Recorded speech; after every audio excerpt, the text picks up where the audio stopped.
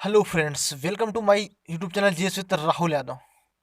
प्यारे मित्रों, आज हम लोग संविधान भाग 4 पढ़ेंगे। ये है प्यारे राज्य के नीति निर्देशक तत्वों के बारे में। प्यारे मित्रों, आज का टॉपिक होगा संविधान पार्ट 4। और पार्ट 4 में हम लोग पढ़ेंगे राज्य के नीति निर्देशक तत्व, डायरेक्टिव प्रिंसिपल्स। संविधान के राज्य के नीति निर्देशक तत्व आयरलैंड से लिए गए हैं। कहाँ से बारो किए गए हैं? आयरलैंड से। तो प्यारे बच्चों, एग्जाम में कई बार क्वेश्चन आता है कहाँ से लिए गए हैं? आयरलैंड से।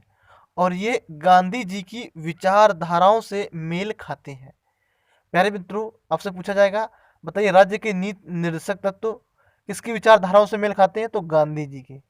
और ये अनुच्छेद 36 से 51 तक है। कहाँ से कहाँ तक है? 36 से 51 तक।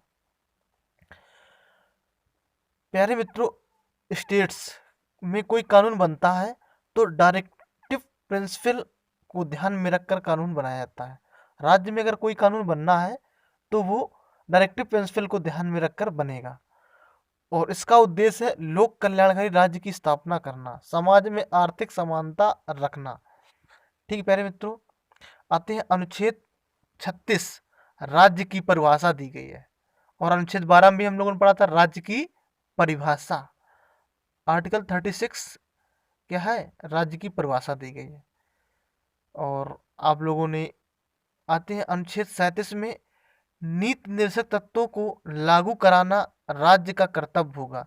नीति निर्देशक तत्व को लागू कराना राज्यों का कर्तव्य होगा।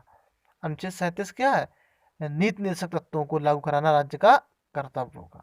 अनुच्छेद 38, सामाजिक और आर्थिक समानता होनी चाहिए। सामाजिक और आर्थिक समानता होनी चाहिए। 39, समान कार्य के लिए समान वेतन का प्रावधान। समान कार्य के लिए समान वेतन का प्रावधान। अनुच्छेद 40, अनुच्छेद 40 ग्राम पंचायतों का गठन, ग्राम पंचायतों की स्थापना का प्रावधान। ठीक है प्यारे मित्रों, तो अनुच्छेद 40 में क्या है? ग्राम पंचायतों की स्थापना का प्रावधान। ठीक, और ये भाग 9 में है। आते हैं आर्टिकल 41, 41, कमजोर और असहयोग लोगों को सहायता प्रदान करना। अनुच्छेद 42, श्रमिकों की कार्य पर ध्यान दिया जाएगा। श्रमिकों की कार्य पर ध्यान दिया जाएगा। महिला मजदूर को मातृत्व का लाभ मिलेगा। अब जैसे महिला मजदूर है तो उसे 26 वीक का हॉलीडेज मिलेगा, 26 सप्ताह की छुट्टी होगी, 2 बच्चों तक सीमित है। ठीक है, और 6,000 रुपये मिलेंगे, 6,000 रुपये मिलेंगे। और पिता को 2 सप्ताह की छुट्टी मिलेगी। ठीक है, तो अनुच्छेद 43 में आते हैं। अनुच्छेद 43 प्यारे मित्रों है, कुटीर उद्योग या लघु उद्योग के विकास और संरक्षण का प्रावधान। कुटीर उद्योग और लघु उद्योग के विकास और संरक्षण का प्रावधान। तो अनुच्छेद 43 समझ में आया। 43 का में आते हैं, 43 का। ठीक है प्यारे मित्रों, अनुच्छेद 43 का, कंपनी के लाभ में मजदूरों का भी हिस्सा होगा। कंपनी के लाभ में मजदूरों का भी हिस्सा होगा। आप लोग देखते हो जैसे कंपनी में क्या मिलता है? बोनस मिलता है। ठीक है, और यात्रा का जो है रुपए है, खर्चा मिलता है। ये सब क्या है? कंपनी के लाभ में मजदूरों का भी हिस्सा होता है।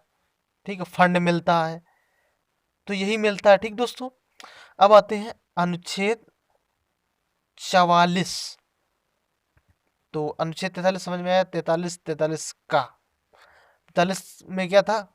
44 में है ये प्यारे मित्रों, अनुच्छेद 44, समान नागरिक संहिता का प्रावधान।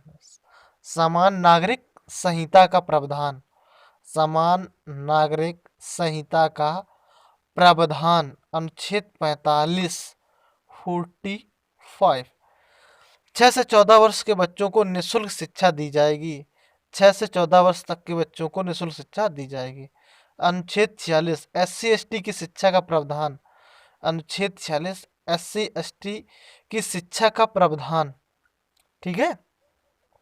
अनुच्छेद 47 है नागरिकों के पोषण स्तर का प्रावधान। नागरिकों के पोषण स्तर का प्रावधान। अनुच्छेद 48 अनुच्छेद 48 में है पर्यावरण संरक्षण की बात। पर्यावरण संरक्षण। अनुच्छेद 48 पर्यावरण संरक्षण। अनुच्छेद 49 ऐतिहासिक इमारतों और स्थलों का संरक्षण। अनुच्छेद 49 ऐतिहासिक इमारतों और स्थलों का संरक्षण। अनुच्छेद 50 कार्यपालिका और न्यायपालिका की शक्तियों का बंटवारा। वेरी इंपॉर्टेंट है, कार्यपालिका और न्यायपालिका की शक्तियों का बंटवारा। अनुच्छेद 50 में क्या है मित्रों? न्यायपालिका। दो देशों के बीच अंतरराष्ट्रीय शांति कौन से अनुच्छेद में है?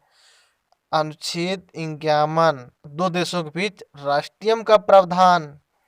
ठीक है प्यारे मित्रों, तो ये थे 36 से 51 तक अनुच्छेद। तो उम्मीद है प्यारे मित्रों आपको ये आर्टिकल समझ में आए होंगे। आज हम लोगों ने पढ़ा